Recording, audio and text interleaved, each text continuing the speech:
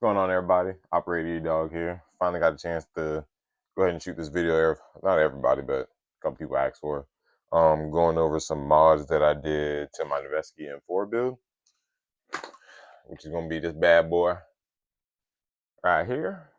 So we're just gonna go from tip all the way down to the butt, and just go over what I did externally, internally. I'll throw a couple prices in if I can remember them. And I'll try to put some links in the description for a couple different parts that I've done. But yeah, let's go ahead and go over this thing. Starting at the tip, I got the box, I'm just gonna read it. The EMG Mach suppressor with Ace Tech Blaster MS Tracer. That's just the box it comes in. Comes with the tracer, the suppressor, and a spring on the inside, and a little thing to they'll keep it straight basically. Just because it has so much length. So the spring gonna take up about this much space in here, I think. I guess I should kind of face it to you, but the spring will take up about this much space right here with nothing on the inside. Actually, not a lot. It goes all the way up to the top. I don't have a tracer in here right now. So let me tell you guys the truth. I swapped my tracer back and forth. So yeah, it comes out like this right here. This spring just goes on the inside of your suppressor. This right here sits inside the spring and just keeps your tracer lined up where it needs to be. So that way you don't get no baffle strikes or anything like that. But that's all that is. And then you just twist this bad boy back on. But anyways, this right here was, I think, 93 or 97 bucks after tax. I got it at my local field, Airsoft Charleston. So that's what I got for the suppressor. It's not blue locked on or anything. I just got it on there because I run back and forth between this one and one that's like half the size of it. I just go back and forth for CQB and when I'm more outdoors. Coming from there, under that, I'll go ahead and just say it. The stock inner barrel, I messed up the threads on it when I first bought this thing. I was too excited getting it out the box, trying to get the orange tip off. Messed up the threads because I couldn't get the little set screw out. I couldn't get the set screw out. So I messed up the threads and I went and bought a Tokyo Marui outer barrel, same length as the stock one, 10.5, but with the Tokyo Marui inner barrel, even though it's an MWS platform, I had to Dremel the inside where the hop-up chamber goes in. It's just a little too tight to fit the stock Noveske hop-up chamber. So one little thing, I bought that for 11 bucks, probably paid like 30 bucks for shipping. Got that in, dremeled it. It goes in, it's fine. Only thing is, I will say it doesn't fit inside here the best. I got it situated now, but before I was getting a lot of like barrel wobble. All I did was put a washer over the outer barrel itself, so that way when you put the nut, I guess, that you put over the outer barrel to lock the outer barrel into place. Whenever you put that in, you need that extra washer or two right there to really get it to sit down, clamp down on it, so you don't get that barrel wobble. So that's the suppressor outer barrel. I had to fix the outer barrel. If you don't mess up your threads, you wouldn't have to do that. Coming from there, I got my Watson light. It's like a surefire style light. Same little tail cap and everything. I also have the Watson pressure switch with that. I like this one just because it has the raised continuous. So if I press that one time, it stays on. Press it off, it goes off. But then I also have the momentary here. I like that it's just up from the other one, so I can know which one is which. You know, it's really definitive on which one is which. Other than that, I also like it just because the pressure switch itself actually like clamps on to the Picatinny instead of me having to screw it. I have messed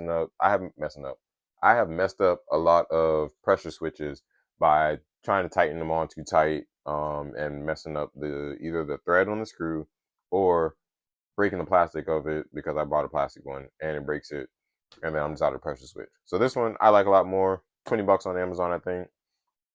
Light was on Amazon, got it for 65, 70 bucks maybe. When I bought it, it also comes with this nice, cool little swivel mount. It also comes with a Picatinny mount that also has a swivel on it, but I opted out for the M-LOK because I have M-LOK rail. I got a scope cover, a little scope protector, off of Amazon. I also got that off of Amazon. I think this was like $5. I think that was like $5, and it comes with two 2 different sizes. So I bought 2 packs of those so I could put them between my guns because all my guns have lights on them basically. So I put one of those on basically all my lights on all my guns. That's that. Coming down from there, we'll go to the N-Gal. The N-Gal is another Amazon buy. This whole part right here is just Amazon. This is another Amazon buy. I don't know the company. I don't know if this is Watson or I don't know what company makes this. I don't know. I don't know what company makes this one. I like it. Only problem I had with this thing, when I first got it and I went to go put my battery in, I was tightening this down. I know I just said I tightened things too much, but I don't know if I tightened this too much. But as I was tightening it, the whole battery housing like literally just fell out, or really just like the part that holds the battery in. That part just fell out. I gorilla glued it after going to a milsim. If you watch my Stonebreaker video, it literally fell out while I was shooting. So I gorilla glued that in after that video or after that op, and then since then I haven't had any problem with it. It still works. It has green laser. I got the green laser. I think it comes. You can also get it in red laser. It has a light, but the light is dog ass. So I tend not to use this light just because my light's better. Um, so that's literally me shining the light compared to my Watson. That's me using the light, but it does have the light cover over it to protect it. But that's it without the light. Like, what is that? So I don't use it for that. I only use it for the green laser and the IR. And the IR I use if somebody lets me hold the night vision, do some shooting around the backyard. I'm broke. I don't have night vision. One day I'll get there, hopefully. But I have my pressure switch under my gun wrap over here on this side, just so that way I can kind of get to it and it's out of the way of my pressure switch for my light. So it's 2 different ones. Also, so that way, if I'm running it, even whether I'm left-handed or right-handed, I can get down over to this button or come from this way and get it. So either way it goes, I can get to the button. But for the most part, I bring it here. Yeah, that's basically the front end BCM M-lock cover or BCM M-lock covers on the rail. Most of it's covered by gun wrap for the most part. I do not know what foregrip this is. This foregrip came with, I think, the Tokyo Marui when I first got it. I think that's what gun this came with, but I didn't like it. I'm not using it, so I put it on here. I didn't like it on that gun, but I put it on here. I like it. Feel like I can really, pull the gun into me if I need to. Wasn't cool, kind of how I hit myself in the chin just now, but it's okay. You didn't see it. But anyways, I just like how I can. But I'm thinking about opting out for the Diafrico Tiger Claw, like what I got on my spear build here. Thinking about putting one of these on there, of course in black to fit the scheme of it, but I'm gonna do another video on my favorite build of all time because this is just my dream gun in real life. If I can get this thing in real life, I'll be a happy son of a gun, But anyways, back to the build that we're on right now. Don't know what type of grip that is. If you know, drop it in the comments. I think it's a BCM grip, but it doesn't have BCM on it. But anyways, I don't know.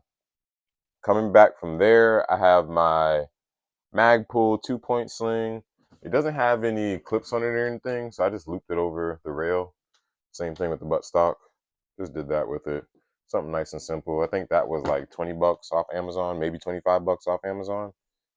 Other than that, that's it right there. Coming down to the optic setup. I went with the Amazon EOTech and magnifier combo. Was this $200? I think this was $200 at the time when I got it.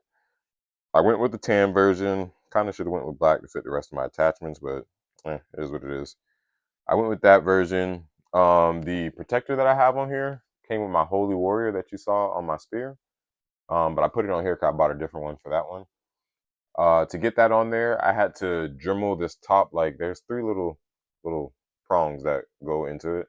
I Dremel the top one down so it could fit in there real good. But that's that for the EOTech really. Put it on top of a PTS Repro Unity riser. And then I got a Repro Unity riser for the magnifier, I got the sit to flip or flip to center mount, just because I like the flip to center better rather than the flip to the side. I don't really like that one. Throws a little bit of the balance off of the gun, not enough to really bother me, but it's just, I don't know. I just like this the flip to center a lot better. It's just right there. I feel like it's a little bit quicker to go from here to here to here instead of trying to flip it to the side because you're coming over and then having to come over and then do that. Just easy to come straight from the center and then straight here. And then it's not goofy hanging off to the side. So, you know, that part of my whole field of view is still good there. I don't know. It's really like just everything about the flip to center is just a lot better. Anyways, the only thing I don't like about the flip to center is it just, I don't know if I don't have the right magnifier on here. I gotta stand up for this. But it sits down on this black piece right here. So with it sitting down on that black piece right there, it's somewhat, just the slightest bit, sits in the view of my optic, my EOTech. But not enough to really bother me. So I get by with it and just let it live its life there. So that's that. Stock Noveske, super badass charging handle. Haven't changed anything there. That's more internal. I'll leave that alone. To the back, we got the EMG. I don't know what type, because this also came with my Tokimaruri when I first got it. No names on it or anything. Just the EMG. I don't know, speed stock. Love this thing. It's nice and small, compact. I like it for this build, especially for when I'm doing CQB stuff. So that's the external. Oh wait, my favorite part. I almost forgot about my favorite part. That die-free Kung Fu grip. I love the angle on this thing. Make sure I don't get that wrist fatigue for like CQB stuff, or just like more things where I feel like you're really having to, you know, aim up on your gun for a long period of time, stuff like that. So I love this. I love this pistol grip. I have it on this. I have it on my Ghetto Blaster. I have it on my Spear. I'm thinking about putting it on my Frankenstein Rattler. But at the moment, that's just a thought. So we'll see. But that concludes the external part of this build.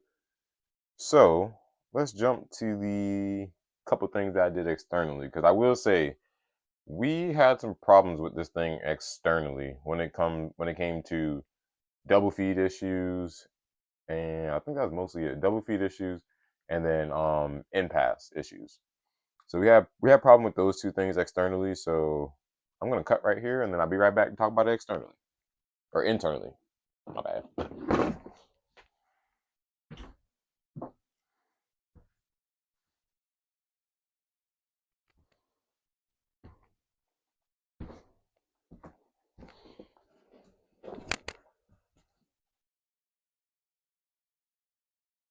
All right, internally.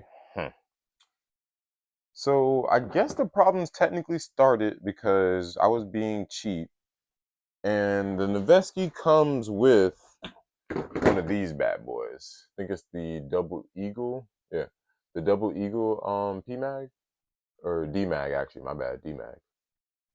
So it comes with one of these bad boys right here. And this mag right here runs fine. Only problem that I have with this mag is gas capacity, like, and efficiency, I would say. Since I've had this mag, I can literally probably get, when I first got it, it was okay. I could get through like a whole mag and a half maybe, and sometimes two mags. But now it's definitely got to the point where I can get through sometimes like not even a full mag, and I don't hear any leaking or anything, but it just won't take any more gas, and it also just won't let me get through a whole mag sometimes. So I had problems with this mag when I first got this gun. And before I went and bought Tokimaruri mags, I went and got the Lancer mags. The Lancer, do they have a name for these ones? I'm pretty sure there's a name for them. I bought the Lancer MWS style mags. I like these mags. The gas efficiency is good on these. And at first, I didn't have any problems, but after a couple times of using them, I started to get double feed issues on the Noveske.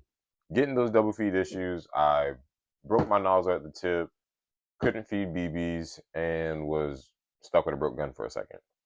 I bought a Guns Modified nozzle, MWS nozzle, got that in, And I also bought a Rawtech MWS in-pass valve. I got that in, put the in-pass valve into the nozzle, dropped the nozzle into the gun, and it was running, but it was still having double feeds from time to time. Not as much as before, but time to time. And I didn't want to break this nozzle. So I did some research on Reddit and YouTube, and it looks like everybody did mostly the same things. A lot of people got the Dytac trigger box. I didn't at the time. I didn't really mess with gas blowback enough, or like take them apart enough to like really want to mess with everything. Yeah, I've messed with real steel. I know gas blowback is supposed to be close to real steel, but like I don't know. I just spent a lot of money on it. I didn't want to mess it up, so I just watched a lot of videos at first, and then once I saw the whole trigger box thing, I was like, I ain't gonna mess with that. But then I looked, and a lot of people were also saying change your buffer spring to 130% spring. So we went and got the 130% spring. I believe this is the stock nozzle, but it could be a stock actual Tokimarui MWS nozzle. I mean not nozzle. I'm saying nozzle buffer. I think this is a stock buffer, either out of this or out of Tokimarui, one of the two. But this is 130% spring. And after putting this in and running it with the stock Noveske bolt, I wasn't having any problems. Then a little bit of time went by using that bolt, and then what happened? Something else happened with my nozzle. Oh, the Rawtech in-pass valve was getting stuck in the front of my nozzle, making it to where my gun could not put enough air through to even travel a BB. So it got to the point where I had to get another bolt carrier group in, because that was just another fix I saw a lot of people do. So I went with the one I saw a lot of people get, the Guns Modified Evo Speed Bolt. I got the one that actually has BCM on it, but I have it in my Tokimarui at the moment because sometimes I just switch the bolts back and forth. Anyways, I got this, and once I got this bolt in here, I got I don't know what brand this is. I went and got, actually, you know what? I threw that part away, didn't I? Never mind, I threw it away. Yeah, it doesn't say it on here either. Okay, yeah, I threw it away. Anyways, I went and picked up this little nozzle off of 6mm. Hopefully you'll be able to see it, but it has that little hop-up thing right there with the which way to turn it for your valves. I bought this bad boy, and since buying this, having this bolt with that spring, no problems. I haven't touched the trigger box. I'm thinking about getting the Guns Modified flat trigger. That's kind of like the one that comes inside the Noveske Ghetto Blaster. I'm thinking about dropping that one in here, not because I'm having problems, but just because I like that trigger in general. I'm thinking about dropping that in here. Oh wait, I'm closing it up. I gotta show you the rest. I'm thinking about dropping that trigger box in here, but that's about it. What I'm thinking about doing to that part. But like I said, once I switched the 130 spring, switched the bolt, got that nozzle in with the in pass, haven't been having problems. Going from rec play to Milsim play, I can change back and forth for my FPS and jewel limit. So I love that nozzle, and that bolt. Nothing but good things to say about it. So that's that part of the internals. Other than that, I put a 60-degree silicone maple leaf hop-up bucking in here, and a lilacs red hop-up arm inside the hop-up chamber. So I don't know if you really be able to see it, but you can see the bucking in there a little bit and the red hop-up arm. But yeah. And I have the stock inner barrel inside here. Thinking about putting a maple leaf in there to go with the bucking, but at the moment she shoots lasers right now, so once I get my guns to a certain point where they're just doing their thing, I kind of like to leave them. So other than getting that Diafrico Tiger Claw to throw on here, that's the build, boys and girls. She is a work horse. I normally run her about probably here. Sometimes when I do a little more CQB, I might bring her literally just one click in. I got long arms, but she is a workhorse, man. I love her. That's the build. To kind of go along with this build, I got a Lancer Tactical MWS HBA Tap Mag. I get a video of me running this weekend. So you guys can I'll kind of give a review on it, honestly. Give a quick review on how this thing works, what I think about it, and get some gameplay of me using this inside my Noveske N4 this weekend. But if you guys wouldn't mind just giving me a like, a subscribe, if you really rock with me, you know. Hit that notification button. I'll be dropping more videos here soon. I'm trying to really get this whole YouTube thing going. Not like I really care to make money off of it, but I kind of want somewhere to put all my videos and stuff. And you people seem to be interested in it, so come on, come jump ship. Come join me. We'll have some fun things to talk about.